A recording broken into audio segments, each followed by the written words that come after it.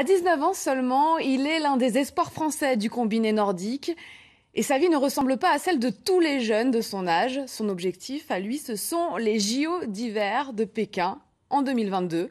Nous l'avons rencontré en pleine préparation. Son portrait par Martin Cowell et Guillaume Souda. Quand je suis revenu tremplin, je pense à quelques points techniques et me faire plaisir. Mes sensations, c'est vraiment de la liberté et du vol, du plaisir à l'établir. Il est lancé à pleine vitesse et quand il atterrit, c'est pour se poser sur les podiums. Vice-champion du monde junior, élu révélation de la saison l'hiver dernier, Matteo Bo incarne à la fois l'avenir et le présent du combiné nordique, à seulement 19 ans. Il met beaucoup de travail et c'est vrai que c'est une progression qui peut paraître rapide, mais à la fois, nous, ça nous va très bien. J'ai plus de vitesse, plus de hauteur et derrière, c'est plus facile. Ouais. Ton bassin, il est assez haut, tes skis ils sont à plat, tes pieds sont écartés, mais tu t'arrêtes de voler, tu fléchis tes jambes bien trop tôt.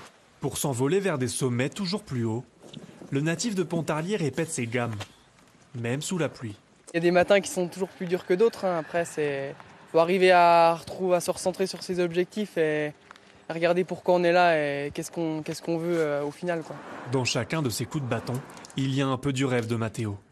Les Jeux Olympiques de Pékin dès cet hiver. Je pense qu'il faudrait qu'il y aille plus dans un objectif déjà de résultat, même à son âge, plutôt qu'un objectif d'être dans l'avion. Je lui dis souvent, pour l'instant tu m'as battu qu'une fois, mais ça, je sais que dans les années à venir ou dans les mois à venir, ça va être plus fréquent et ça booste. Ouais. Il a des grosses qualités mentales, moi je trouve, où il a confiance en lui et surtout il sait où il va et ça c'est fort.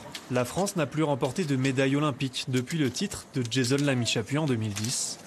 Jurassien lui aussi, Matteo se verrait bien en héritier. C'est un de mes plus grands rêves, de toute façon j'essaie de m'inspirer au plus de lui et de chercher toutes les petites choses à améliorer pour arriver un jour peut-être à son niveau. Pékin, c'est juste là, de l'autre côté des montagnes du Jura. Encore 5 mois à sauter et à skier pour espérer y briller.